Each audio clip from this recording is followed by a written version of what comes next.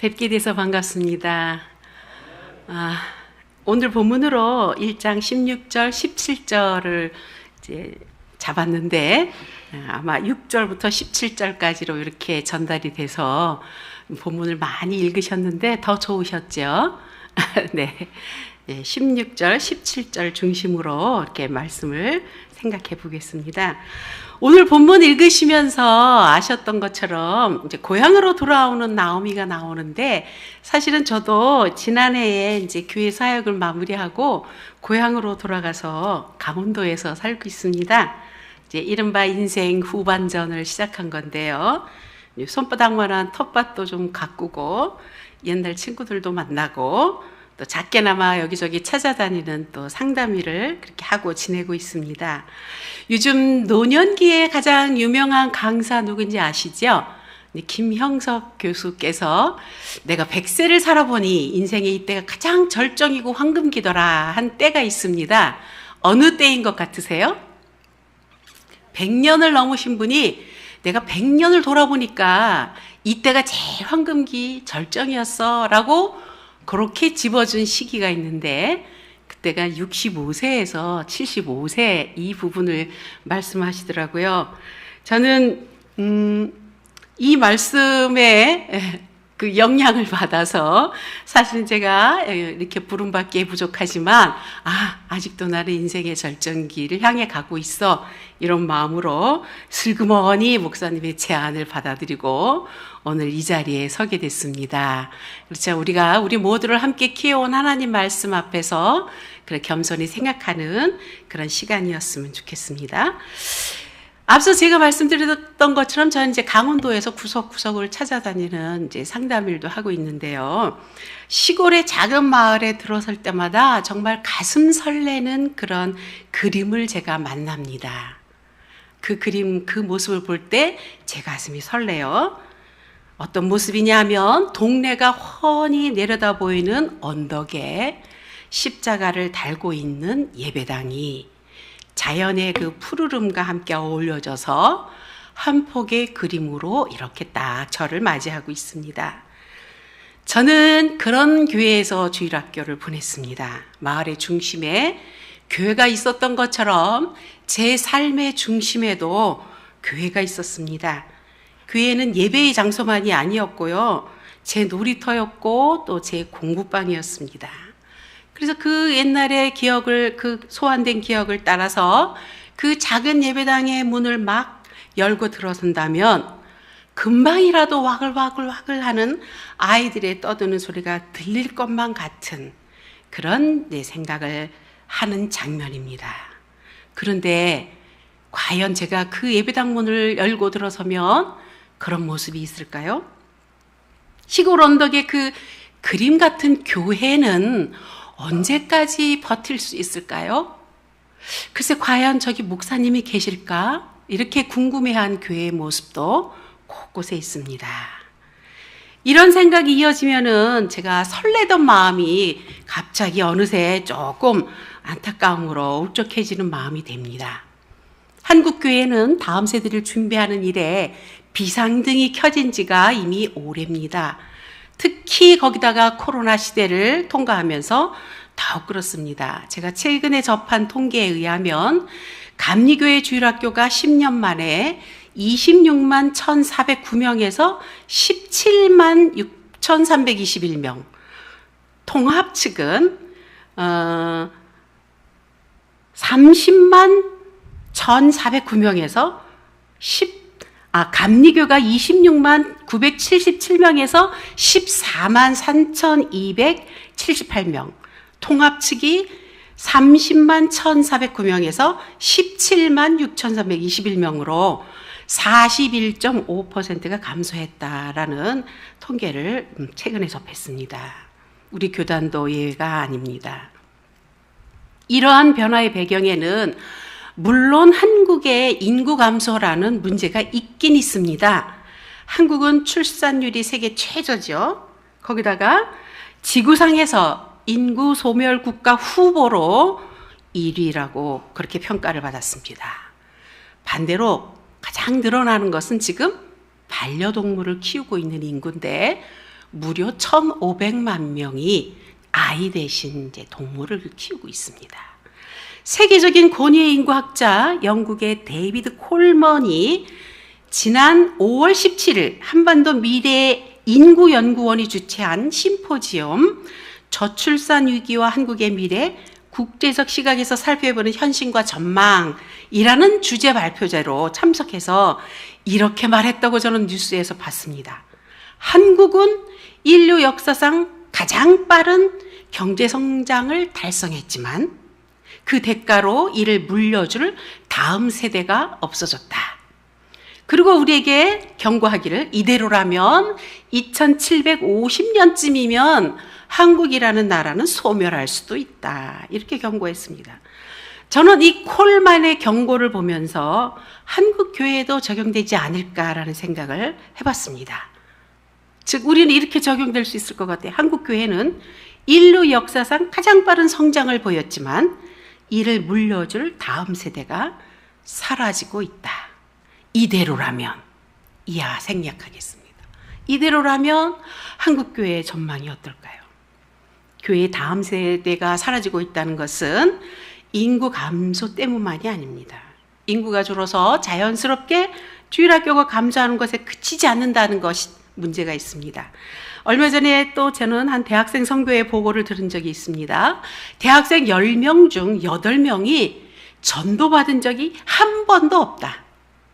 또 개신고 대학생의 42%가 가나안 성도다. 가나안 성도가 어떤 성도인지는 아시죠? 거꾸로 하면 안 나가는 성도다. 그 가나안 대학생의 3명 중 1명이 온라인 예배를 선호하고 있고 42%의 기독교 대학생들이 교회 봉사를 부담스러워한다. 이런 통계를 보여줬습니다. 저도 고향으로 돌아오니까 예전에 그 교회 후배들이 권사직분을 달고 사는데 한다는 말이 이렇게 해요. 온라인 예배가 훨씬 은혜로워. 오로지 말씀에만 집중할 수 있어. 이러면서 온라인 예배를 드리겠다고 그렇게 밥 먹듯 빠지고 있는 걸 봤습니다.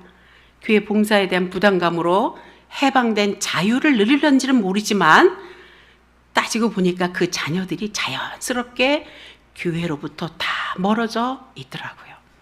우리가 길을 쓰고 자녀들을 인도해도 될까 싶은 어려운 시대에 유독 저는 최근에 젊은이들이 아주 많은 특별한 교회를 방문한 적이 있습니다. 저희 춘천 지역에 청년이 반 이상이 넘는 그런 교회가 있어요. 이 교회가 어떻게 이 장년 세대와 젊은 세대의 단절을 좀 없앨까 하다가 최근에 이 두 집단을 섞어서 그룹을 만들어 성경 공부를 시작했습니다. 그런데 성경 공부를 끝나고 나오는 모든 사람들의 얼굴이 다 어둡습니다. 장년들은 장년대로, 젊은이는 젊은이대로 너무 힘들다는 거예요. 왜 우리가 이렇게 말이 안 통하지? 같은 하나님을 섬기고 같은 성경 말씀을 배우고 그리고 같이 얘기하는데 서로 이렇게 관점이 다른, 이렇게 대화하기가 힘든, 그렇게 세대 차이가 급격하게 심해진 그런 세대다, 이렇게 서로들을 얘기하는 걸 들었습니다.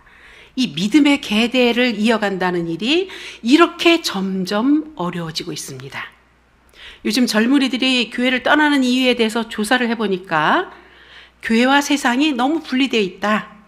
교회에는 깊이와 울림이 없다. 신앙과 과학이 너무 대립되어 있다. 성에 대해서 교회가 너무 폐쇄적이다. 또 배타적이며 질문이 막혀 있는 것이 싫다. 이렇게 이제 이유들을 젊은이들이 대고 있습니다. 거기다가 특히 MZ세대가 어떤 교회를 원합니까? 이렇게 물었을 때에 웰빙에 대해서 자기는 관심이 있다. 교회 갔을 때 우리의 웰빙에 대해서 좀 해결해 준다면 좋겠다. 또 공정했으면 좋겠다. 개방적이었으면 좋겠다. 다양성을 좀 인정해 주는 그런 존중하는 리더십이었으면 좋겠다. 이렇게 MZ세대들이 자기들의 입맛에 맞는 교회의 모습들을 또 원하고 있습니다. 참 우리의 과제가 쉽지 않습니다. 그렇다고 포기할 수 없는 하나님의 명령이 지금 우리 앞에 있습니다. 저희 올해 교단은 여름 성경학교에서 이제 룻기를 배웁니다. 저에게는 이제 찬양 가사를 쓰라는 부탁을 받게 되어서 저는 특별히 룻기를 자세히 살펴보는 기회가 있었습니다. 그리고 이 룻기에서 다음 세대를 준비하는 우리에게 주는 교훈이 있구나라는 것들을 발견하고, 하나님 입장에서 구원의 역사를 이끌어 가시는 룻기의 관점보다 오늘 교사의 입장에서, 그리고 다음 세대를 생각하고 염려하는 우리 입장에서 룻기가 우리에게 주는 그런 교훈을 중심으로 한번 생각해 봤으면 좋겠다 싶어서 오늘 말씀을 본문을 여기로 룻기로 잡아봤습니다. 룻기 앞에는 사사기가 나옵니다. 사사기는 잘 아시는 것처럼 왕이 없던 시대에 하나님이 그때그때 필요한 사사를 세우셔서 그 백성을 통치하고 인도하게 하신 기록이죠. 그래서 세움받은 지도자들의 자질, 역할 이런 거에는 분명히 차이가 많이 있었지만 그래도 하나님으로부터 특별히 세움받은 그런 자들의 기록이 앞에 나옵니다. 또 룻기 뒤에 나오는 사무엘서도 하나님이 이제 다음 세우실 왕을 준비하기 위해서 특별히 사무엘을 세워서 쓰시는 기록이 나오죠. 앞에도 특별한 주의 일꾼들, 뒤에도 특별한 주의 일꾼이 나오는데, 그런데 유독 이 룻기만큼은 그와 대조적으로 아주 평범한 사람들의 평범한 가정의 모습을 소개하고 있습니다. 등장인물들이 아주 특별할 것이 없어요. 진행되는 사건도 지극히 평범한 밥 먹고 살면서 자녀 낳고 이런 얘기예요. 흉년이 들었습니다. 어떻게 먹고 사나 고민하던 한 가족이 먹고 살기 좀 나은 곳이라고 판단한 모압으로 이사를 가고 거기서 자식들을 결혼시키고, 그러다가 남편도 죽고 자식도 죽고, 그래서 남겨진 세 여인이 고향으로 돌아오다가 며느리들에게 이제 선택권을 줬죠. 그랬더니 한 며느리는 고향으로 돌아가고 한 며느리는 어머니를 따라와서 이제 베들레헴에 머물렀다. 이런 얘기들이 진행되고 있는 그런 이야기입니다. 과부가 돼서 궁핍한 시어머니와 며느리가 또 의지하게 사는 이야기. 그래서 지금도 우리 주변에서 있을 법한 그런 이야기, 특별하거나 대단한 가정의 모습이 아닌 그 가정이 소개가 되고 있습니다. 이런 가정이 왜 이 성경에 실렸을까요? 나오미와 룻, 여기에 나오는 이 여성들은 앞서 사사기에 나왔던 여선지자 드보라와 같은 능력이 있는 위엄을 갖춘 그런 여인들이 아니었습니다. 보아스 역시 앞서 나왔던 모세나 여호수아 같은 뛰어난 지도자도 아니었습니다. 보아스도 그냥 일꾼을 고용해서 농사를 지어 먹고 사는 평범한 사람이었어요. 그런데 이렇게 평범하고도 단조로운 일상을 이어가는 사람들의 삶을 하나님이 어떻게 쓰시는가, 이게 이제 룻기가 우리 앞에 분명히 보여주고 있지 않나 싶습니다. 룻기 시대적 배경은 1장 1절을 보니까 사사들이 치리하던 때다, 이래서 사사시대에 이른 것을 알 수 있습니다. 한마디로 사사기 마지막 절, 21장 마지막 절에 보는 것처럼 이스라엘에 왕이 없으므로 사람이 각기 자기 소견에 오른 대로 행하였더라 하는 그런 시대였습니다. 자기가 옳다고 생각하는 대로 선택해서 살아가는 시대. 하나님의 율법은 주어졌지만 이를 준수하지 않고 정치적 지도자도 없고 그저 자기 소견대로 살아가던 시대.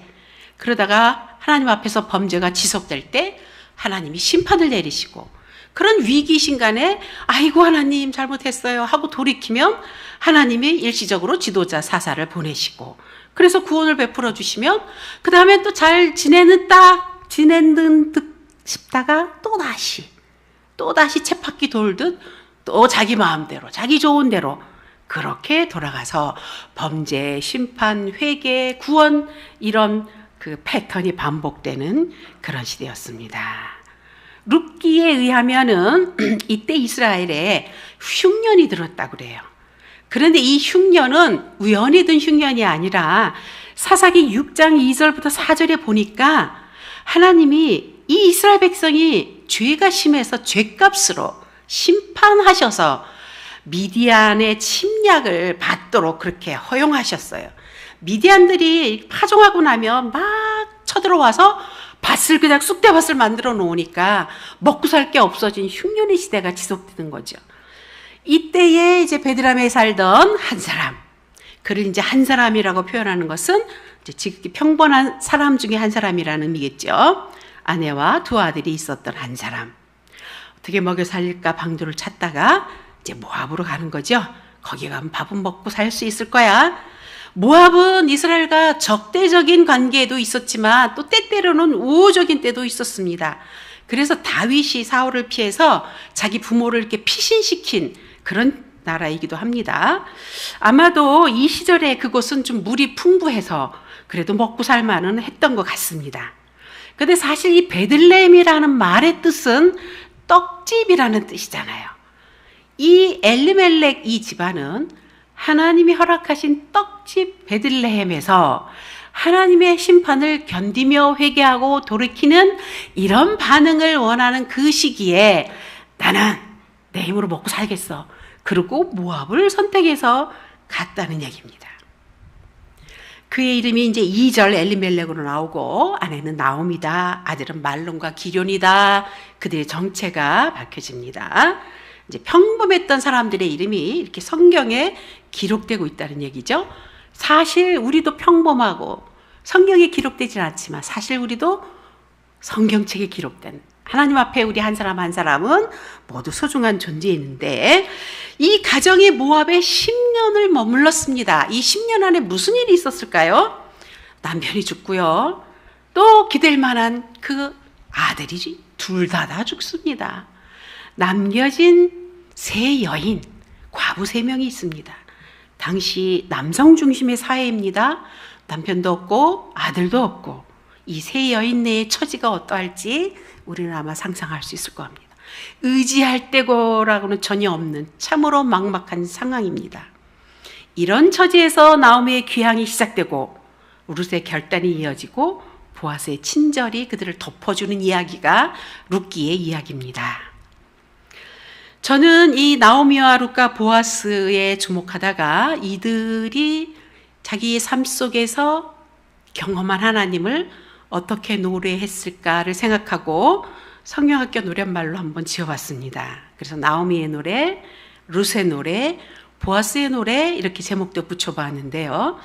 그들의 고백을 잘 살펴보면서 다음 세대를 준비하는 우리에게 어떤 말씀을 들려주실까 하는 것들을 좀 찾아보려고 합니다. 먼저 나오미를 한번 보겠습니다. 나오미, 아까도 말씀드린 것처럼 남편 엘리멜렉이 하나님이 허락하시는 그 상황을 감당하기보다는 자기 꾀로 지혜로 위기를 모면하려고 그래서 이제 모압행을 했다. 그렇게 우리가 또 확인을 해보았습니다. 저는 이 모압으로 떠난 거는 하나님을 완전히 배반한 배신이라고까지는 생각 들지 않습니다. 잠시 그냥 하나님보다 자기 생각이 앞섰던 것이 아닐까? 타협적인 신앙이 아니었을까 싶습니다. 하나님의 뜻보다 잠시 내 뜻이 앞설 때 우리도 그런 실수들을 많이 하잖아요. 모압으로 가기 위해서 어떤 일을 했어야 했냐 하면 자자손손 이어가도록 허락하신 기업을 아마 팔았을 겁니다. 각 지파에게 분배되었던 땅을 팔아서 미천 삼아서 먹고 살기 좋은 나라로 오늘날 같으면 이제 투자 이민을 한 겁니다. 가지고 갔으니까 이제 이 베들레헴의 자기 몫은 없어진 거죠. 그리고 이제 모압으로 갔으니 거기서는 달리 방법이 없으니까 두 아들의 배우자를 모압 여인으로 그렇게 들여야 했습니다. 그렇게 이제 내 생각대로 우리가 잘 먹고 사나 보다. 그래도 내가 이렇게 꾀를 써서 지혜를 짜내서 이 위기를 모면하고 있어라고 생각하며 자위했을 줄 모르는 그 상황 속에서 이제 엘리멜렉도 가고 두 아들마저도 사망하는 그런 일들을 지금 경험하게 된다는 얘기입니다. 자, 인생의 걸음이 걷는 자에게 있을까요? 인생의 걸음이 걷는 자에게 있지 않다는 것, 그런 것들, 살기 위해 떠난 그 땅에서 가장 두 아들 다 죽는 이런 일 앞에서 내 뜻대로 사는 게 아니구나. 아마 이런 생각을 나오미는 했을 것 같습니다. 그래서 그래, 이제는 가자, 돌아가자. 여기는 내가 있어야 될 곳이 아니야. 사나 죽으나 내가 있어야 할 곳은 그 하나님의 약속 안에 있는 거야. 이렇게 이제 원래의 자리, 하나님 언약 백성의 자리로 회복되어야 될 거라는 생각을 했을 것 같습니다. 그래서 귀향을 결심하고 보따리를 챙기고 며느리들을 동반해서 가다가 이제 며느리에게 선택을 주죠. 이 며느리들, 이방의 여인들 데리고 가서 그곳에 또 다른 내가 살았던 것처럼 이방에서의 삶을 되풀이하는 어려움보다는 차라리 자기 집에 남겨두자 이랬을 겁니다. 베들레헴으로 돌아온 나오미를 사람들이 보면서 이야, 나오미 아니냐? 나오미 네가 왔구나 맞이했습니다. 나오미의 이름은 기쁨의 사람이란 뜻이에요. 나오미가 설레발을 치면서 얘기를 합니다. 아니 나는 나오미가 아니야. 더 이상 나오미가 아니야. 나를 나오미라고 부르지 마. 나는 기쁘지 않아 이 얘기죠. 나를 마라라고 불러. 마라는 뭐죠? 괴로움, 쓴맛. 나 정말 괴로워. 나 인생의 쓴맛을 봤어. 그러니 나는 마라야. 이렇게 얘기합니다. 금이와 한양이 아니죠. 고향으로 돌아왔지만 기다리고 있는 것은 궁핍한 과부의 삶뿐입니다. 자기 나름대로 삶의 문제를 해결하고자 떠나갔던 길이 한없이 초라한 모습으로 돌아오게 된 것. 마치 패전병 같은 그런 모습으로 돌아왔지만 그러나 사실은 그녀를 고향으로 돌아오도록 부른 것은 하나님의 손길이었죠. 이렇게 우리는 내 자신에 대해서 실패할 때가 사실은 하나님에 대해 성공하는 길이 된다는 걸 이제 나오미 생에서 보여주고 있습니다. 하나님 백성이지만 자기 꾀를 포기하지 못하고 틈만 나면 내가 앞장서는 우리 모습 여기서 봅니다. 인생의 쓴맛을 봐야 방향 전환을 하죠. 내가 인생의 주인이 아니구나. 진짜 주인이 따로 있었구나. 이렇게 깨닫고서 비로소 항복하고 돌아서는 그것도 한 번에 이루어집니까? 우리 인생에서 걸치고 거쳐서 반복해서 여러 차례 걸치면서 비로소 조금씩 하나님께로 돌아서는 우리들의 모습. 그런 우리들을 하나님이 받으셔서 어떻게 이끌어 가시는가가 나오미 삶 속에서 펼쳐집니다. 처음엔 궁핍하기 짝이 없고 빌어먹을 수밖에 없는 처지였죠.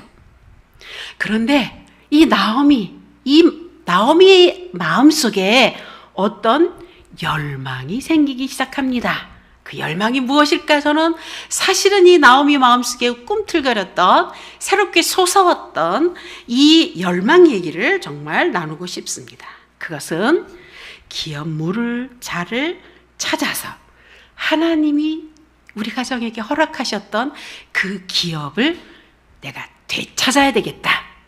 기업 물을 자라는 것은 히브리 말로 고엘이라고 하는 것으로서 형제를 대신해서 억울함을 회복해준다. 누군가 당한 피해를 복구해주는 친족이나 근족 이런 것을 말하고죠. 이스라엘이 이제 땅을 팔게 될지라도 영구히 팔지는 못하게 하나님이 법으로 만들어 놓으셨잖아요. 희년제들을 통해서 이제 복구도 시켜주시고 그 전에 값을 누군가가 나서서 물어주면 내 땅을 찾을 수 있게 하셨어요. 혹시 한 가정이 가난해서 팔게 되더라도 그 근족, 친척이 그 땅을 되찾아줘야 될 책임이 있었고 또 남자가 자식 없이 죽었을 경우에도 그 과부를 여인으로 맞이해서 아내로 맞이해서 그 가정을 대대로 세워줘야 할 책임이 있었던 것이 하나님이 세우신 제도였습니다. 하나님은 이 제도를 왜 세우셨냐 하면 이 제도를 통해서 이스라엘 각 지파가 자신들이 분배받은 기업을 영구히 보존하고 그 혈족을 유지하고 그래서 이스라엘 공동체 안에서 그 계대를 이어갈 뿐만 아니라 억울한 일을 당했을 때도 보상해주게 되어 있는 제도, 이것이 기업 무르는 제도였습니다. 그래서 언약 공동체는 아주 그 이름과 기업이 대대로 이어지도록 그렇게 하나님이 예정해 놓으셨거든요. 그래서 이 제도는 사실은 궁극적으로 진정한 우리의 기업을 물어줄 예수 그리스도를 보여주는 제도이긴 합니다. 자, 이제 고향으로 돌아와 근근히 연명하던 나오미는 룻이 이제 보아스를 만난 그 순간부터 이 열망이 시작하는 것 같습니다. 모압으로 떠날 때 팔았던 땅을 되찾아 주고 이 홀로 된 며느리를 통해서 후손을 이어가게 해줄 기업물을 자를 찾고자 하는 소망이 룻이 보아스의 밭에 가서 이삭을 주워와서 복양했다는 그 이야기를 듣는 순간 우리 집안이 살 길이 생겼구나 이렇게 생각하고 이제 나오미가 작전을 짜고 작전을 진두지휘하기 시작합니다. 며느리 룻을 지속적으로 보아스에게 접근시키죠. 딴 데 가지 마. 보아스에게만 가. 가서 이렇게 나오미가 룻을 작전대로 움직이기 시작합니다.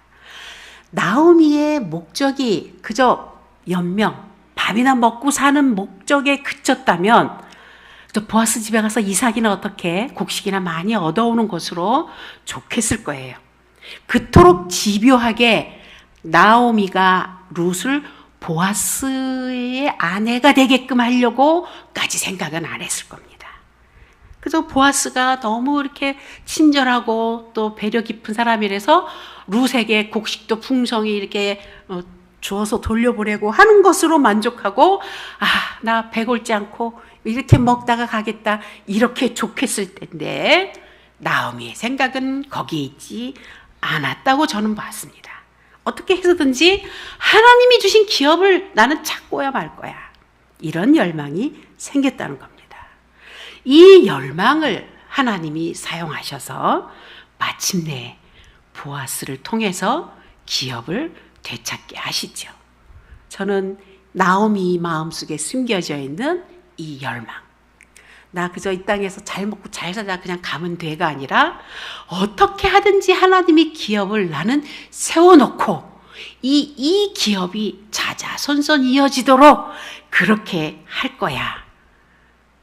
낮고 비천한 한 여인의 마음속에 꿈틀대었던 이 꿈을 우리는 주목해 보았으면 좋겠습니다. 저는 이제 나오미를 생각하면서 나오미의 노래를 이렇게 접었습니다. 하나님 약속 있고 내 힘 내 뜻 앞설 때 나는 말하라 괴로운 뿐이었지. 돌아와 하나님이 불러주셔서 나는 다시 나오미 기쁨의 사람 되었네. 이제는 날마다 기뻐하네 주님을 지금부터 영원히 주 안에서 살려내. 혹시 우리 아이들이 이런 찬양을 부를 때마다 나오미 속에 있었던 열망들을 우리 성도님들이 기억하시며 나를 위해 불러준 노래구나 이렇게 받으셨으면 좋겠습니다. 룻은 어떻습니까? 룻은 스스로 하나님을 알 수 없는 이방 여인이었습니다. 그런데 유대인과 결혼하면서 하나님의 백성의 삶을 보게 되었습니다.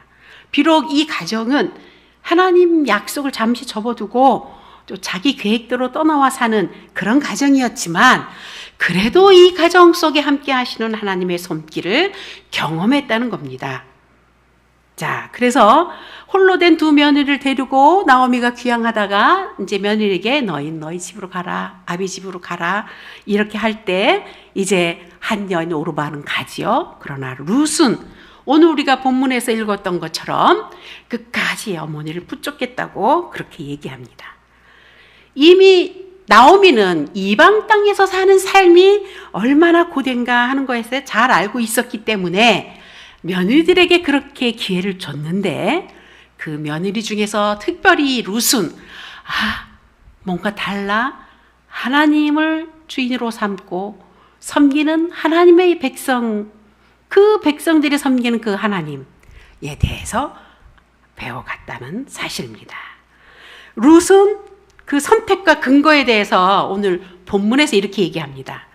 룻이 어머니에게 내게 어머니를 떠나며 어머니를 따르지 말고 돌아가라 강권하지 마옵소서.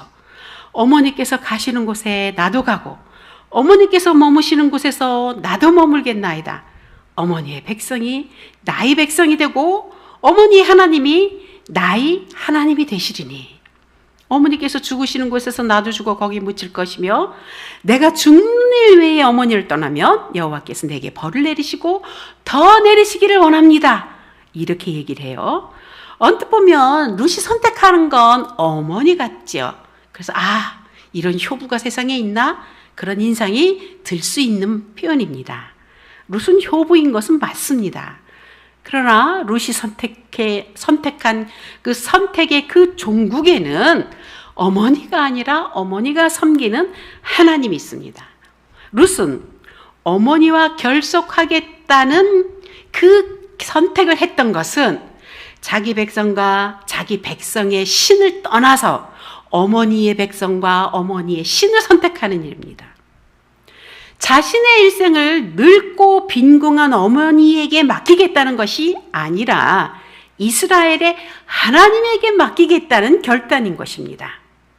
아브라함이 믿음으로 그 집과 아비집과 친척을 떠난 것처럼 룻도 그 믿음으로 아비집과 친척을 기꺼이 떠나서 나오미와 함께 돌아올 수 있었던 것입니다.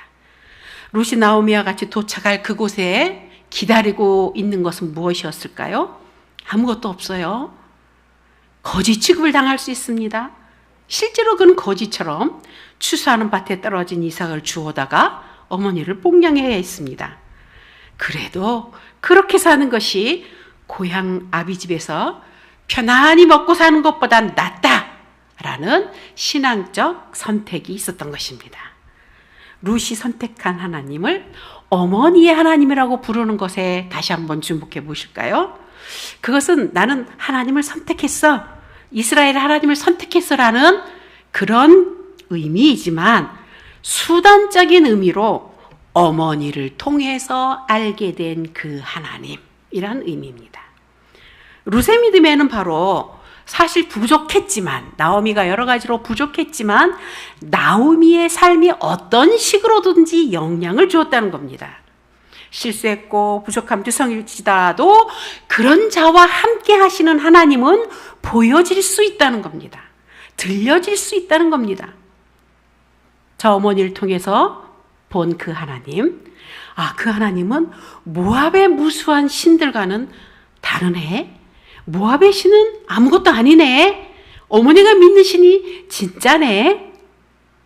저는 조금 전에 오래전 만났던 우리 화평교회 그 교사들과 이야기하는 가운데 요즘 아이들이 다 교회도 안 나오고 뭐 그렇게 속썩이는 얘기를 막 하면서도 아이들이 아주 힘들 때 엄마 나 기도해줘 그러고 온다는 거예요. 그럼 자기가 교회도 안 나가는 애가 기도해달라고 올 때 깜짝 놀랐다는 얘기를 합니다. 우리의 모습이 부족하지만, 그리고 당장은 눈앞에 큰 변화가 없는 것 같지만 우리가 살아가는 삶의 모습, 우리가 잠시 들려주는 이야기들이 사실은 우리 자녀들 마음속에 남겨져 있다는 얘기입니다. 룻의 노래 저는 이렇게 한번 성경 말씀 그대로로 정리해봤습니다. 어머니 가시는 곳에 나도 가고 어머니 머무는 곳에 나도 머물겠어요. 어머니의 백성이 나의 백성이 되고 어머니의 하나님이 나의 하나님이 되시도록 나는 선택했어요. 믿음을 주신 하나님. 나는 결심했어요. 하나님만 따르기로. 하나님 나를 통해 그의 뜻 이루가세요. 자, 하나님은 이렇게 사실은 부족할지라도 우리들을 통해 일하신다는 사실입니다. 하나님 홀로 하시면 사실은 더 쉽게 하실, 더 멋있게 하실 그 일을 부족한 우리를 통해서 그렇게 동참시켜서 천천히 그렇게 서툴지만 이루어 가시기를 원하십니다. 대단한 사람만이 아니라 실수하고 실패한 삶일지라도 하나님을 향한 방향성을 갖고 그 나라를 향한 열망이 있는 자, 이런 자들을 사용하신다 하느님. 나오미가 부족해도 나오미 삶을 통해 하나님이 보여줬고 들려줬다는 것을 룻의 고백을 통해서 볼 수 있습니다. 이제 우리 아이들로부터 우리가 이런 말을 들을 수 있다면 얼마나 행복할까요? 선생님이 하나님이 나의 하나님이에요. 집사님이 하나님이 나의 하나님이에요.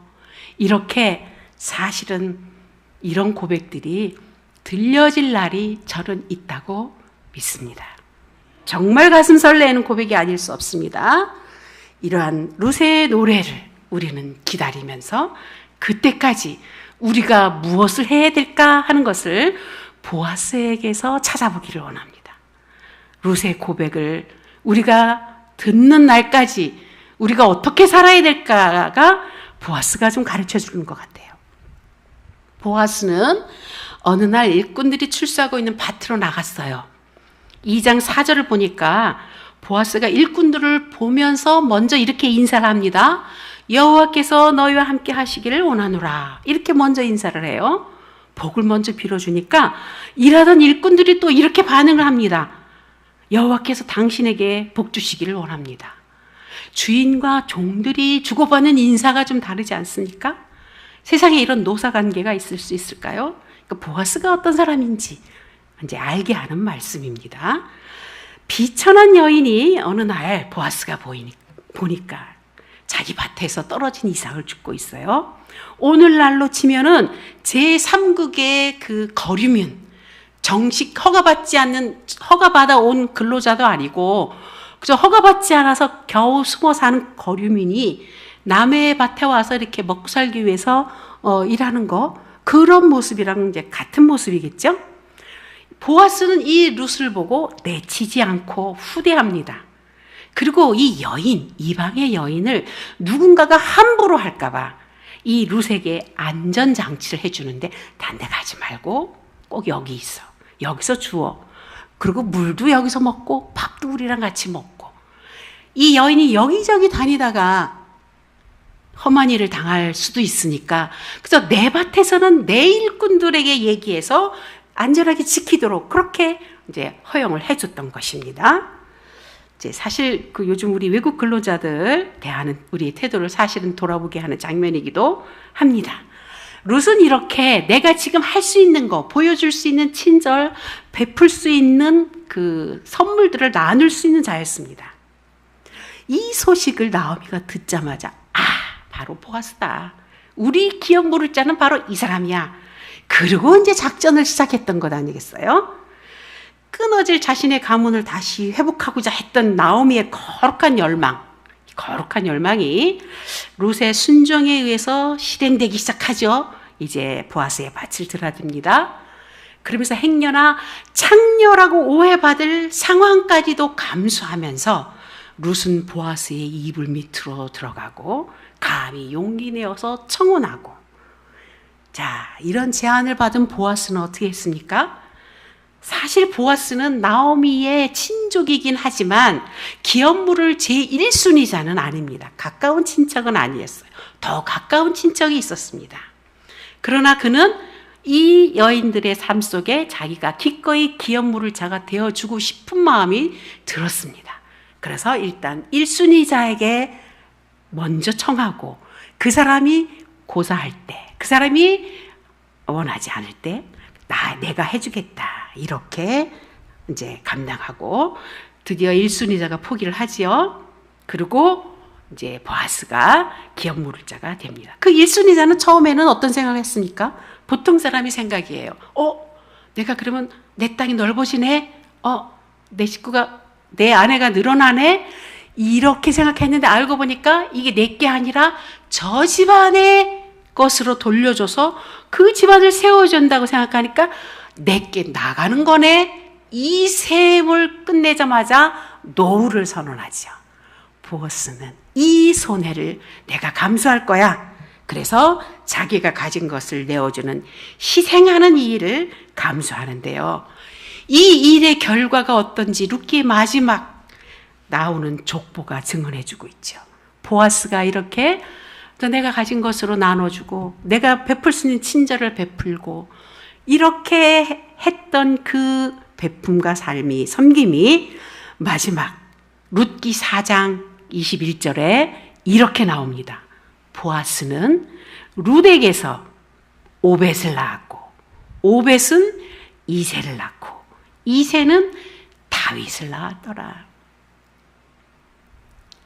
다윗의 후손으로 오신 예수 그리스도의 조상이 되는 엄청난 복을 하나님 앞에서 받았던 겁니다. 가난한 이방 여인에게 호의를 베풀었고 기업을 물러주는 친족의 도리를 다했을 뿐이라고 생각하는 이 보아스, 평범한 한 농부 보아스, 그가 예수님의 조상이 되고 그의 후손으로 예수 그리스도가 예비되는 놀라운 복을 받은 것입니다. 저는 보아스 입장에서 이런 고백으로 노래를 한번 담아봤습니다. 보아스의 노래. 다만 하나님 주신 선물을 나누었을 뿐, 단지 하나님 주신 사랑을 보여줬을 뿐, 오직 하나님 말씀 따라 순종했을 뿐. 그러나 하나님 나의 작은 믿음 가지고 하나님 나라 위에 큰 일을 행하셨죠. 나를 통해 이루어가신 그 구원의 역사 놀라워라. 하나님 영원히 찬양해요. 보아스 입장에선 난 그저 가난한 여인, 불쌍한 여인 조금 챙겨줬어. 그리고 하나님 하라는 대로 그냥 나는 작게 했을 뿐이야. 그런데 내가 이 작은 이걸 가지고 하나님이 어떻게 이렇게 놀랍게 일하셨지? 아마도 놀랐지 않았을까요? 교사 헌신 예배로 드리는 오늘, 저는 이렇게 룻기 얘기로 좀 생뚱맞은 것 같지만 함께 우리의 모습을 돌아보며 우리의 과제를 생각해 봤습니다. 하나님은 구원의 역사를 이루어 가신 과정에서 이렇게 평범한 사람들, 평범한 가정들을 매우 중요한 연결고리로 사용하고 계신다는 사실을 여러분들은 다시 한번 보셨을 겁니다. 대단한 인물들이 엄청난 일들을 해낸 것이 아니라 평범한 자들이 평범한 일상 속에서 그저 하나님의 말씀에 작게 순종해서 했을 때 늙고 홀로 된 할머니에 불과했던 나오미가 하나님의 기업만큼은 지켜야 되겠어? 그 열망을 보여줬고, 그리고 그를 통해서 만났던 룻이 어머니가 섬기는 하나님을 나는 섬기고 싶어. 보아스가 보여줬던 것처럼 하나님이 나에게 먼저 주신 복, 그거 하나님의 백성에게 나눠주는 거, 이거 당연한 거 아니야? 난 당연한 일을 했을 뿐이야. 이렇게 했던 이 사람들의 섬김을 통해서 하나님이 놀랍게 일해 가셨다는 사실입니다. 저는 이 시대도 한마디로 영적인 사사시대가 아닐까 이런 생각을 합니다. 다들 자기가 옳고 자기 기분이 가장 중요합니다. 지금은 옳고 그르고가 중요하지 않고요. 좋고 싫은 게 더 중요합니다. 내가 좋은 거 하는 거야? 싫어서 안 하는 거야? 옳아서 하는 거야? 글러서 안 하는 거야가 아니라 내가 옳고 내가 좋고 싫은 것이 기준이 된 세상이 아닌가 싶습니다.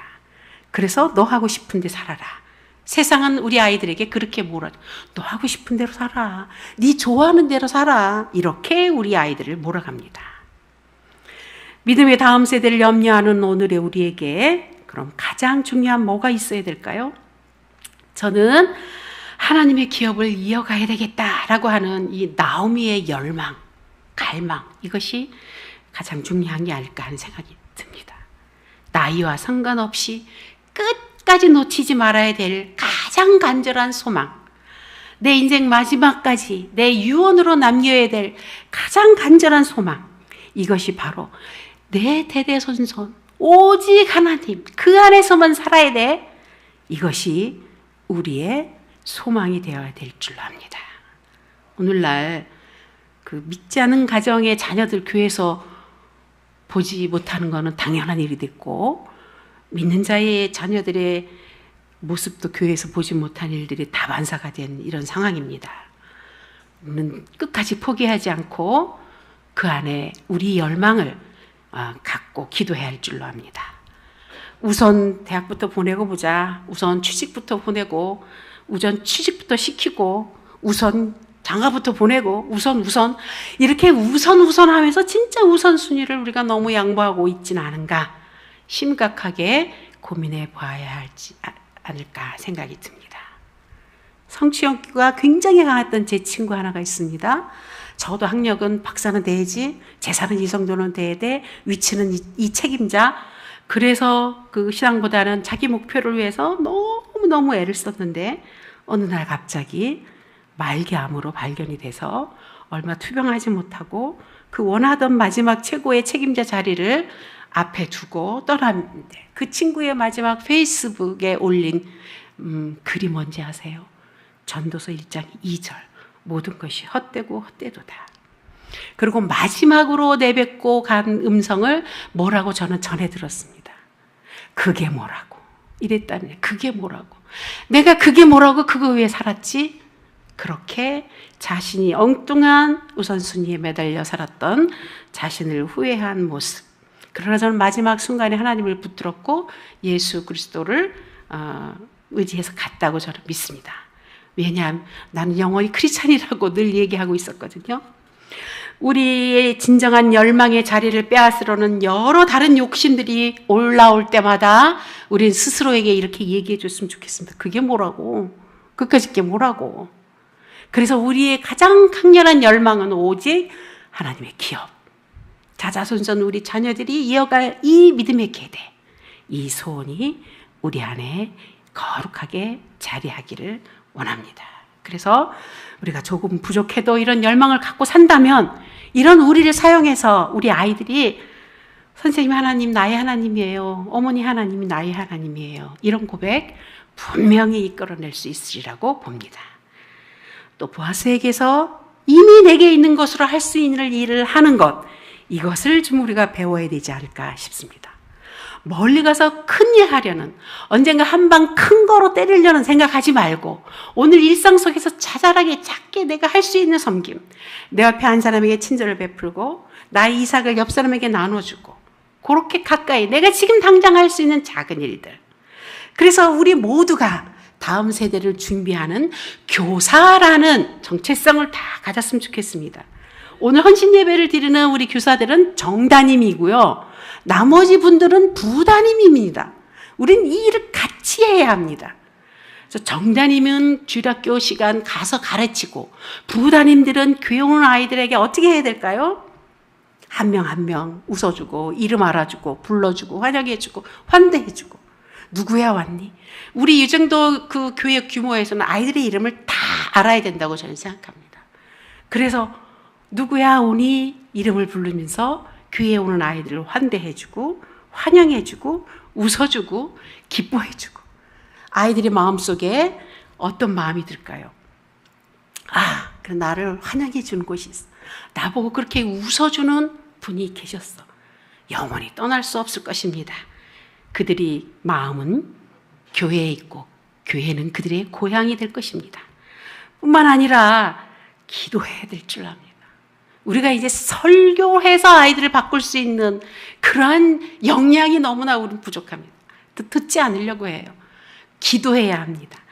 최근에 제가 또 있었던 교회를 방문한 일이 있었는데, 예배당 의자마다 카드가 하나씩 다 붙어져 있더라고요. 한 사람이 앉은 자리마다 카드가 있는데 아이의 사진을 붙어 있고 아이의 이름, 그 밑에 괄호치고 네 집 딸, 네 집에 누구, 그리고 그 밑에 그 아이의 기도 제목을 자리마다 붙여놨어요. 근데 제가 마침 앉은 그 자리에 제가 중고등부 때 가르쳤던 아이의 아들이 고등학교 2학년이 돼서 사진으로 딱 붙어 있는 거예요. 너무 반가워서 저도 마음으로 간절히 기도했습니다. 이렇게 우리는 기도를, 아이 하나하나를 기억하고 기도해 줘야 되는 그 일들을 기꺼이 기쁨으로 해낼 줄로 압니다. 우리가 아이들을 위해서 기도하고 있다는 사실을 안다면 아이들의 마음이 어떨까요? 아까 제가 소개했던 것처럼 교회도 안 나가고 엄마 속썩인 아이가 지 힘든 일 있을 때 엄마 나 위해서 기도해줘 이렇게 말하는 것처럼 우리 아이들도요, 힘든 일 있으면 아, 날 왜 기도해 주는 분들이 있지? 이렇게 낙심하다가도 아, 날 왜 누군가 지금 기도하고 있을 거야? 이렇게 힘을 얻으며 든든해하고, 그래서 결국은 돌아오지 않겠습니까? 교회는 자녀 양육 공동체입니다. 우리가 함께 키워내야 될 우리의 자녀입니다. 그래서 우리 모두가 다음 세대의 교사다, 다음 세대의 부모다, 이런 사실을 기억하고, 이 일을 왜 우리가 감당하는 수고와 짐은 사실은 우리의 책임에만 머물지 않고 엄청난 영광입니다. 나오미와 룻과 보아스가 자신들이 그 예수님의 조상이 될 만큼 그렇게 영광스럽게 쓰일 줄 죽때까지 몰랐잖아요. 그렇죠? 저는 이 상상을 했어요. 천국에서 아마 이들이 이렇게 얘기했을 것 같아요. 주님, 어쩜 이렇게 깜짝 놀랄 만한 이런 일들을 우리 통해 하셨어요. 이렇게 아마 가서 말하지 않았을까. 깜짝 놀랄 놀랐어요. 어떻게 나를 통해 어떻게, 내 음성가 어떻게 그런 일이 있도록 하셨어요. 이렇게 놀라면서, 반가워하면서, 영광스러워하면서, 기뻐하면서 주님한테 대묻지 않았을까요? 여기 계신 우리 숭신주일학교 정담임 선생님들, 또 나머지 저는 부담임 선생님들이라고 그랬습니다.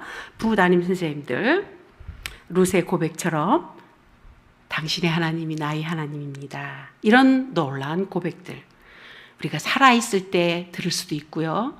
우리 없는 다음에도 지속적으로 들을 수 있을 만큼 우리는 그런 자리에 있다.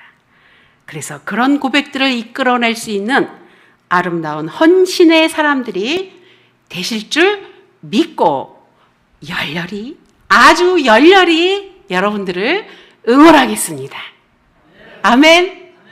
여러분들은 그런 고백들을 분명히 들으실 겁니다. 내가 살아서도 들을 수 있고요. 나 죽어서도 들을 수 있을 것입니다. 저는 저희 어머니한테, 돌아가신 어머니 그 고백을 아직도 하거든요. 거울을 볼 때마다 어머니 얼굴을 제가 닮아서 어머니 하나님, 내가 지금 잘 섬기고 있습니다. 이렇게 고백하고 있습니다. 제가 오늘 딸을 데리고 왔어요. 우리 딸에게도 제가 해주고 싶은 얘기여서 이제 같이 왔는데, 우리 딸도 어머니 하나님이 나의 하나님이에요. 이런 고백을 분명히 가장 간절히 할 날이 있으리라고 믿습니다. 우리 숭신교회 우리 정담임 선생님들, 부담임 선생님들, 그런 영광스러운 고백의 주인공이 되신 것을 환영하고 축하드립니다. 아멘. 기도하겠습니다. 하나님 아버지, 늙고 초라한 한 여인 속에 두신 거룩한 소원과 이방에 비천했던 여인의 순종과 이미 받은 은혜를 나눌 줄 아는 한 사람의 섬김을 사용하셔서 하나님 나라를 멋지게 이끌어 가시는 역사의 현장을 보았습니다. 오늘 저희가 여기 있습니다. 우리 안에 거룩한 열망이 살아나 뜨겁게 하시고 이미 받은 은혜를 기꺼이 나누며 짐을 질 믿음을 주셔서 우리의 자녀들이 우리 삶을 보고 당신의 하나님이 나의 하나님이라는 신앙의 고백에 이를 수 있도록 저희들을 사용하여 주옵소서.